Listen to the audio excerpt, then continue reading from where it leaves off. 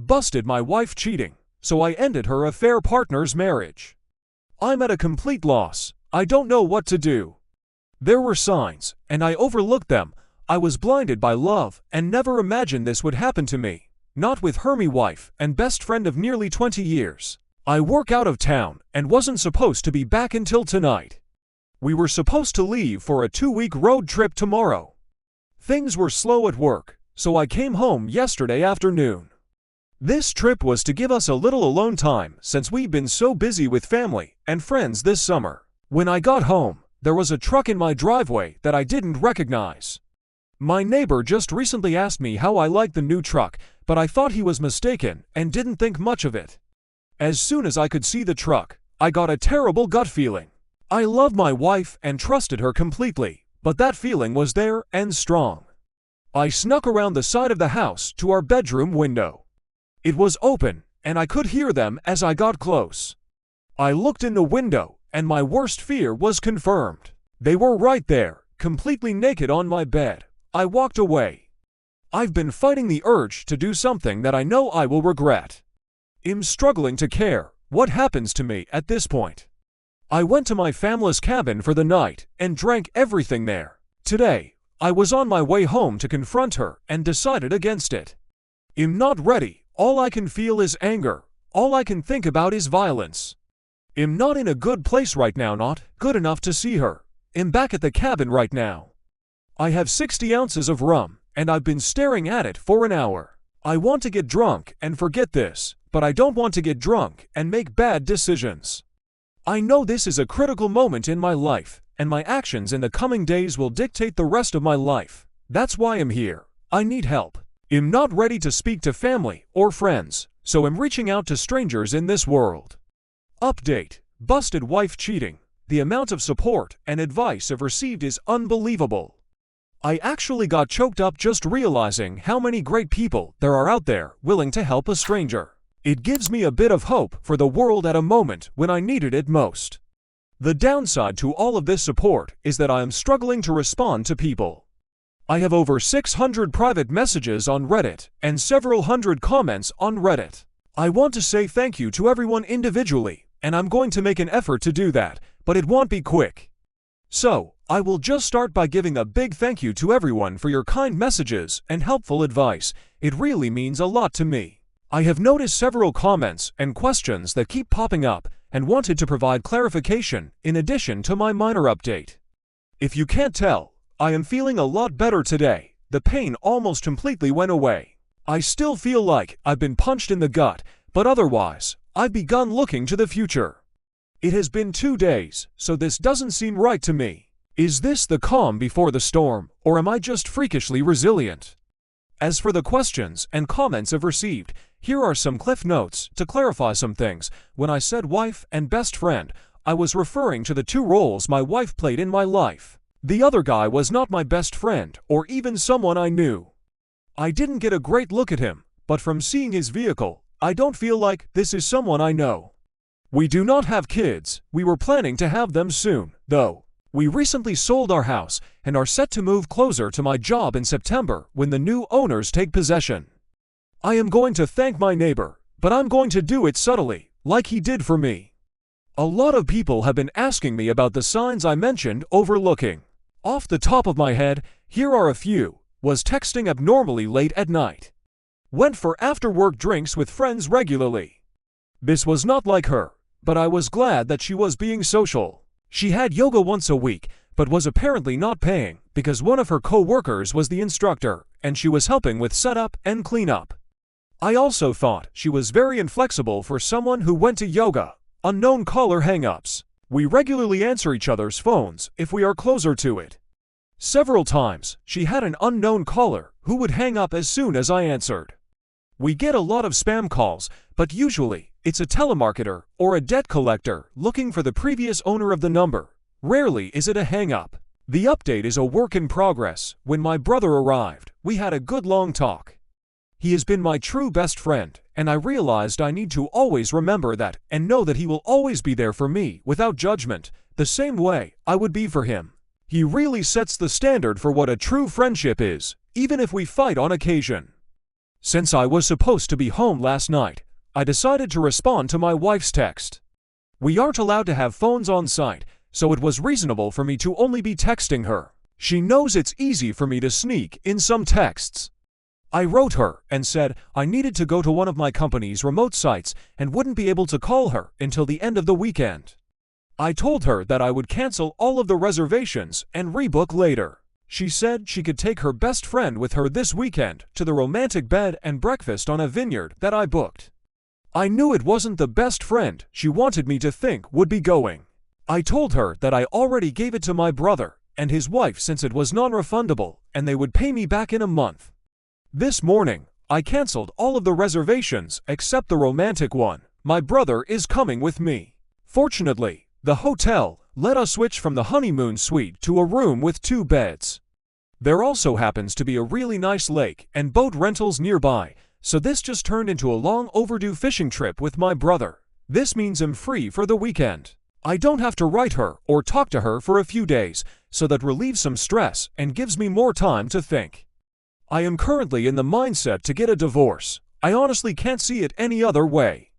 My brother is supportive of this, but has asked me to take a few weeks and speak to someone. His wife has a friend who is a couples counselor and is willing to talk to me on Monday. I don't see it changing my mind, but at least it might help untangle some of this mess for me. I am also taking a bunch of the advice on here and starting to speak to lawyers, at the very least to prepare for what I think is inevitable. I want to do this right. I've never thought of her as someone who would try to screw me over, but I also never expected her to cheat, so I think I need to be prepared for anything. Thanks again, everyone. I'm going to try to enjoy my weekend as much as possible. Update 2. Busted my wife cheating. A lot has happened in the past few days. They'll start with the less important stuff. My brother Matt and I drove nearly 5 hours to the B&B on the vineyard. I really appreciate him being there for me through this. It was more of a venting session than anything, but it really helped clear my head. After spending the better part of the drive whining to him, I just wanted a little alone time while he wanted to go out for dinner. I stayed in the room and he went out to eat and took me back some food. He also managed to rent a boat for the next day. On Saturday, we hit the water. The owner of the B&B knew about our plans for fishing and was nice enough to pack us a small cooler of food and drinks. It was their way of making the romantic package more useful for 2 brothers. It was a nice gesture. Fishing wasn't good. We both caught a couple of trout that we had to release due to their size, so the snacks from the B&B worked out great.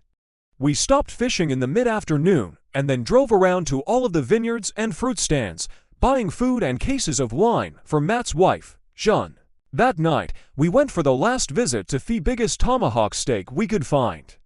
On Sunday, we drove back to Matt's place. He lives in the next town over from me, which is about an hour away from my place. When we arrived, Jeanne was there, and we all sat and cracked a bottle of white we had chilling in the cooler. This is when the weekend officially ended for me. Jeanne told me that, while we were away, she decided to go spy on my wife. She told me that the guy was at my place on Friday night, all night, but on Saturday morning, she managed to get there just as he was leaving. She followed him home and found the apartment where he lived.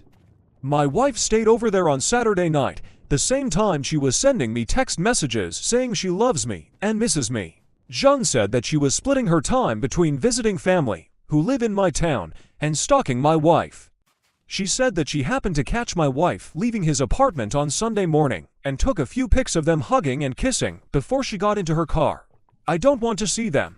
That pretty much sealed the deal for me. I don't think I could ever trust her again if she can turn it on and off so easily tell me she loves me while being with a different guy. Still, I decided that I am not going to jump to a knee-jerk reaction based on emotions. I need to remain calm and level. That's when Jeanne told me that Sharon was coming over for dinner. Sharon is the counselor that Jeanne set me up with an appointment for.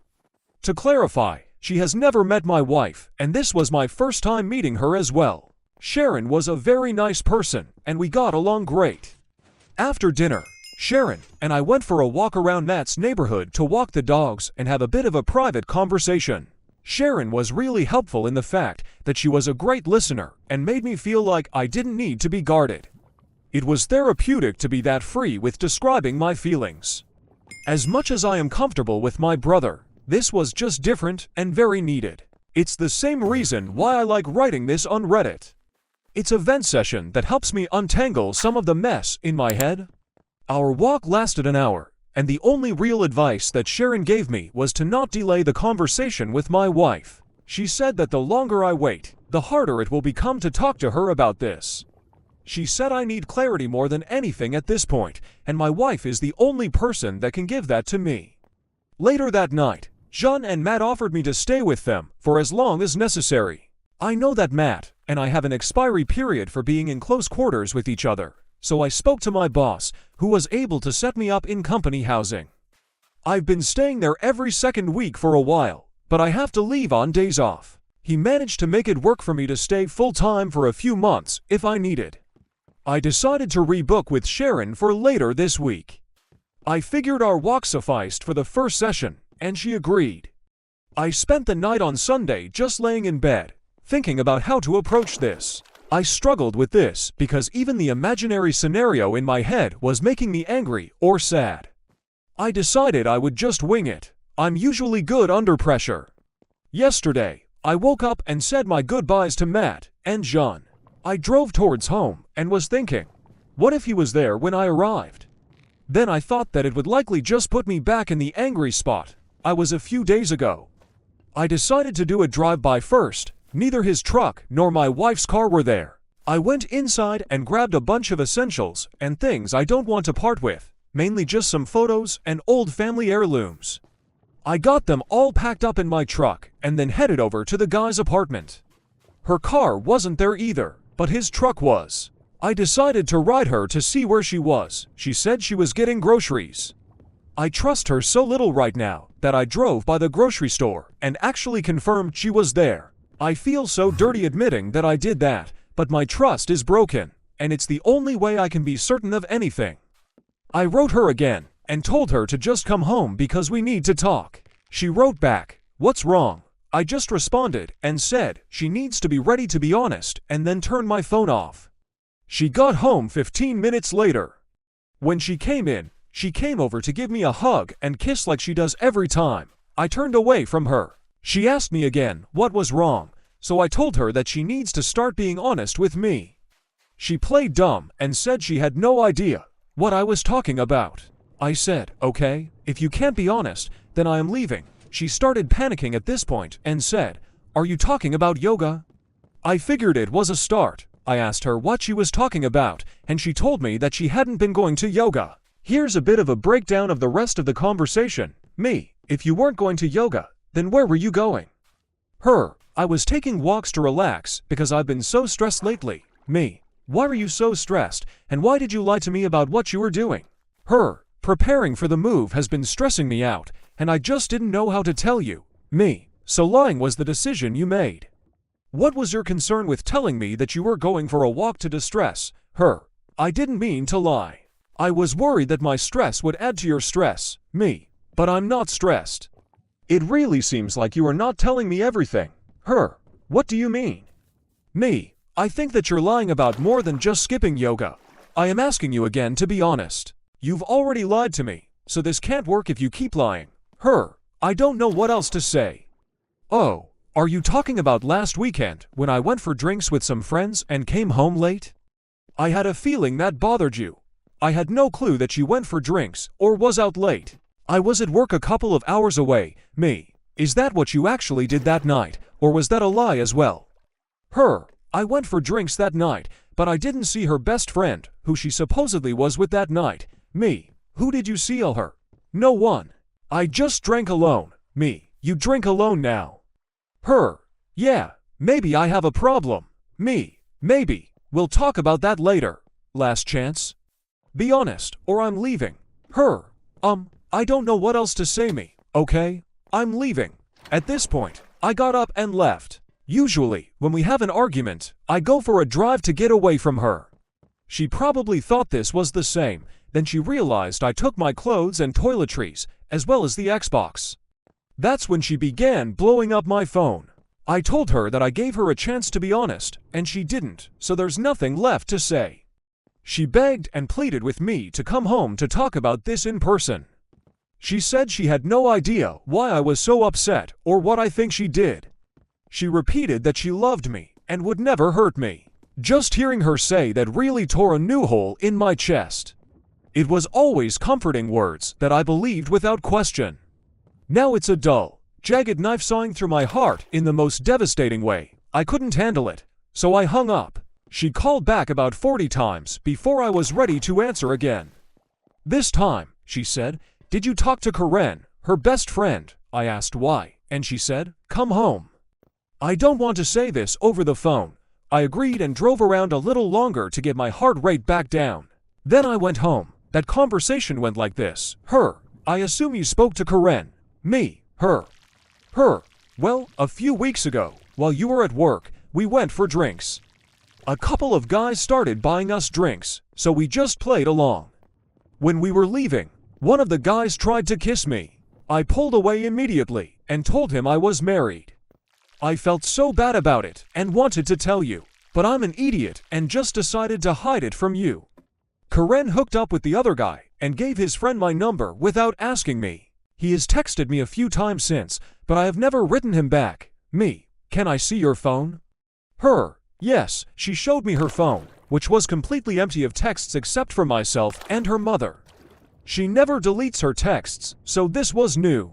I looked at her photos, which were also clean, but then I checked the deleted photos and found one of a guy I didn't recognize. Me: "Who is this?" Her: "That's the guy who tried to kiss me." Me: "Why did you take a picture of him?" Her: "I was just being stupid." Me: "That's not a reason. Why did you take a picture of him?" Her: "I don't know." Me: "Is that everything you want to tell me, or is there more?" Her: "That's all I can think of." Once again, I left. I didn't want to be trickle-truthed. I got in my truck and drove away. She ran outside trying to stop me, but I was already out of reach. I went to the park nearby and just sat on my tailgate and ate my lunch, trying to figure out what to do next. While there, I began remembering other things that I should have been more aware of. Things like I was working a weekend shift and was in bed early. My wife went out to the club with a few of her girlfriends. I woke up at 4 a.m. and she still wasn't home. I called her a few times, but there was no answer. About 30 minutes later, she called me back and asked if I would come and get her. When I picked her up, she told me that they were trying to hail a taxi, but had no luck. A couple of guys that her friend knew stopped and offered them a ride, but wanted to stop at home first. When they got to the guy's house, her married friend went into a room with one of the guys. My wife said she spent some time looking for her, but then eventually gave up and just had a drink in the kitchen with the roommates while she waited. She claimed she didn't hear her phone when I tried calling. We fought about this, and she was disgusted by her friend's actions, so she cut that friend out of her life. I thought that was over. Another time, she traveled to visit a close friend in a different city. It was a planned girls' night. There were 4 girls all getting drunk and watching movies in their PJs. At least, that's what I was told. Then she called me around 1 a.m. to say goodnight. We spoke for about 20 minutes, and she repeatedly told me that they were having a great girls' night. Then I heard a guy's voice in the background. I asked who it was, and she denied hearing anything at first, then it happened again loudly. She couldn't deny it, so she was like, "Oh yeah, X took a couple of guys with her." Everyone here is super pissed about it. She was drunk and 3 hours away. She left me no choice but to trust her again. We fought about that and why she refused to tell me they were there. She promised never to put herself in that type of situation again. Clearly, that didn't stick. After remembering all of those things and the conversations we had about them, I was ready to give this one last shot. I turned my phone back on, and almost immediately it rang. I answered, and she was screaming for me to come home. I drove back to the house. I walked inside and was immediately confronted by her, bawling her eyes out. She was sitting on the couch, repeating, "I'm so sorry, I'm so sorry." I asked her, "Sorry for what?"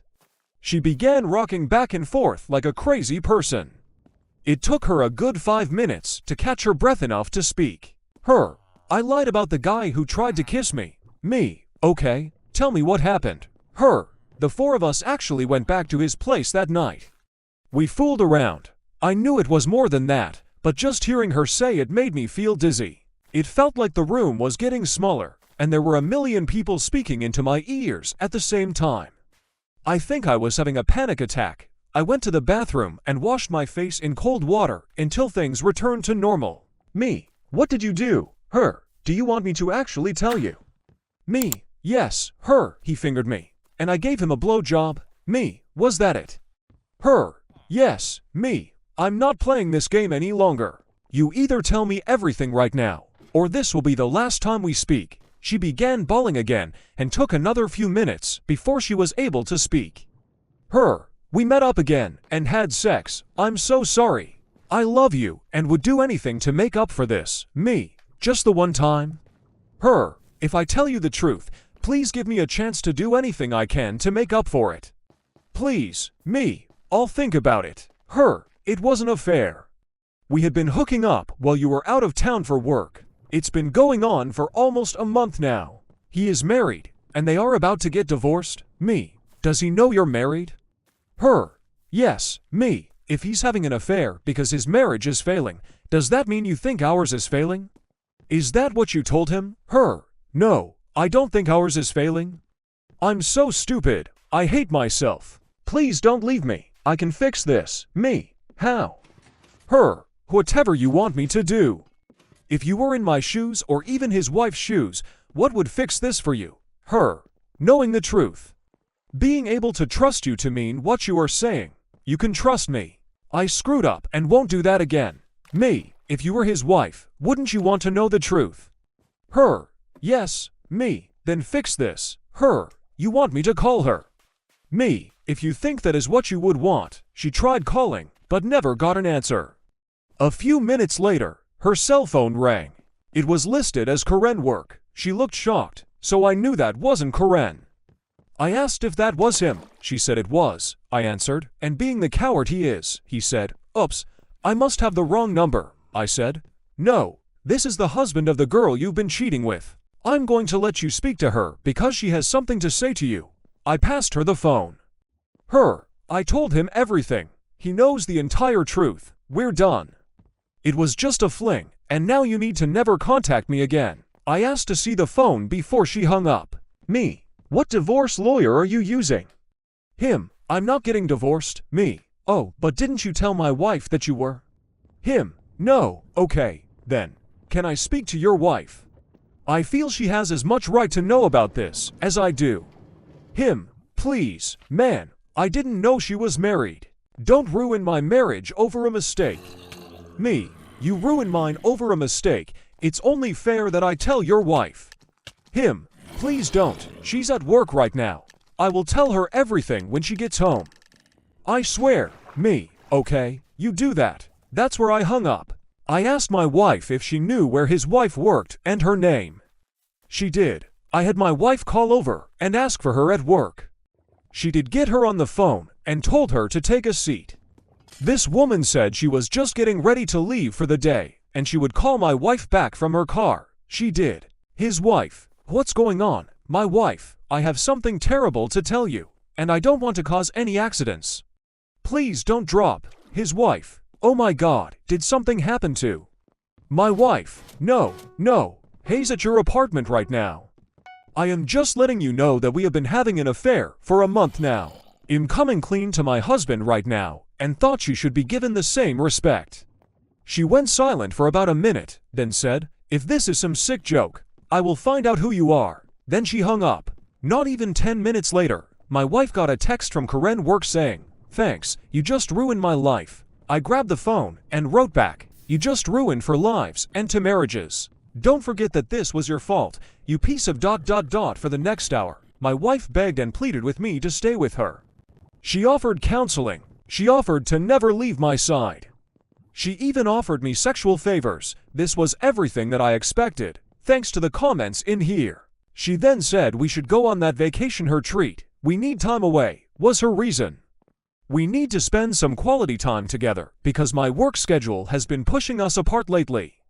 Also, exactly what I expected her to say. She wasn't expecting me to tell her that I went anyway. She also wasn't expecting me to tell her that I already have counseling booked for myself. She definitely wasn't expecting me to tell her that I busted her on my very own bed. I could only imagine she didn't expect me to have a place already lined up to stay. When I told her all of that, she fell to the floor, bawling. She started saying how she doesn't deserve to live. She told me I should just kill her right now because she's too terrible to be with anyone. It went on like that for a while. I stayed for a total of 4 hours, listening to her make excuses, then try to hug me, or cuddle me, or even blow me if I would just stay and work through this with her. In the end, I called Karen and told her that her cheating friend is suicidal and that she should come keep an eye on her. Then I left. It's been almost a full day since that went down, and I haven't spoken to her since. She has been calling and texting me all day. Her friends and family had been calling and texting me all day. Everyone has a different excuse or a different plea for empathy. Her father is the only one who wrote me and told me that I need to do what is best for me, and that he will always love me like a son, no matter what happens. Reading that was what made me have a good cry for the first time since all of this began. I meet with Sharon, my counselor, tomorrow, and a lawyer on Thursday. I think I know where this is going, but until it happens, I'm just not sure about anything. I'm sorry for the overly long-winded story, it just helps to vent in this way. Again, I really appreciate all of the comments and messages. The people sharing their own stories like this are really helping me feel less broken and giving me more hope. I sincerely appreciate everything you've all said and done for me.